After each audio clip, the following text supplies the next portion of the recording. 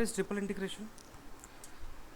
Now triple integration generally represents volume between two surfaces. One is below, other is above. Okay. So if you have that situation, then that is represented by triple integration. I can give an example. So yes, let us have surfaces.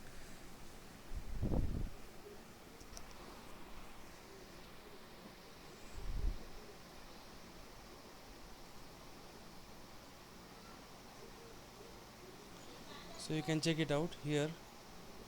There are two surfaces. Okay. And you can see their intersections. It is a 3D figure. So what the volume between these two surfaces, okay, the volume between these two surfaces, okay, so which is here, yes, is represented by triple integration. Okay, again we can have one more example of here also. Okay, so what one is a paraboloid, other one is cone. So the volume between a parabola and a cone, which is here, that volume can be calculated with the help of triple integration. Okay.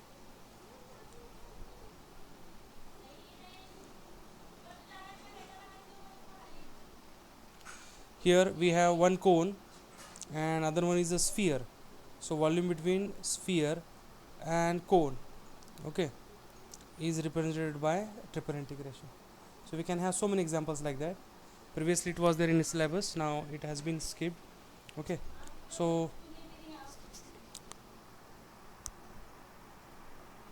let us directly start with how to evaluate triple integration. Now, like double integration, same strategy, same scheme what we are going to apply for triple integration. So we can check that the inner integration limit is in terms of two of the variables. If it is in terms of two of the variable, you are very lucky that yes, it will be in terms of the third variable. So if it is in terms of x and y, it will be limit for, okay, in terms of x y, therefore it will be limit for z.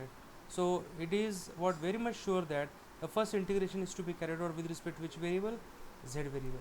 So first integration is to be carried out with respect to z. Z you keep inside. Okay, so z we are going to keep it inside, and remaining terms, that is x y square dx dy, we are going to take it outside the innermost integration, but it will be inside what the middle integration and outer integration. Okay, so you can check it out what we have steps like this. So innermost integration is in terms of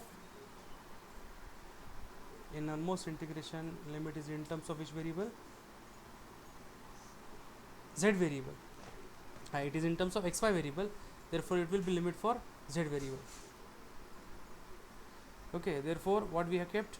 So we have kept z cube dz inside the inner integration, and we have kept xy square dx dy outside innermost integration, but it is inside the remaining two integrations.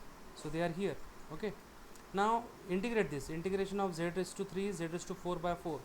4, that is 1 by 4 is outside. Put upper limit, we get x raised to 4 y raised to 4 minus z is equal to 0, that gives you 0.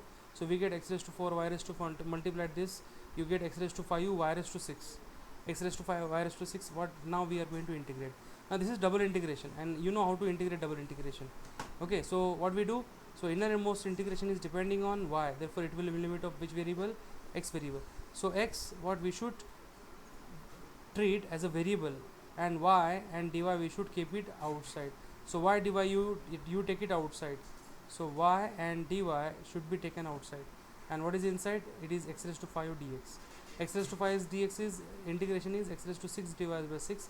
6 4s are 24, 1 upon 24 is here, and we have y raised to 6 here. If you put upper limit, we get y raised to 12 minus 0, and if you integrate further, we get y raised to 13 divided by 13.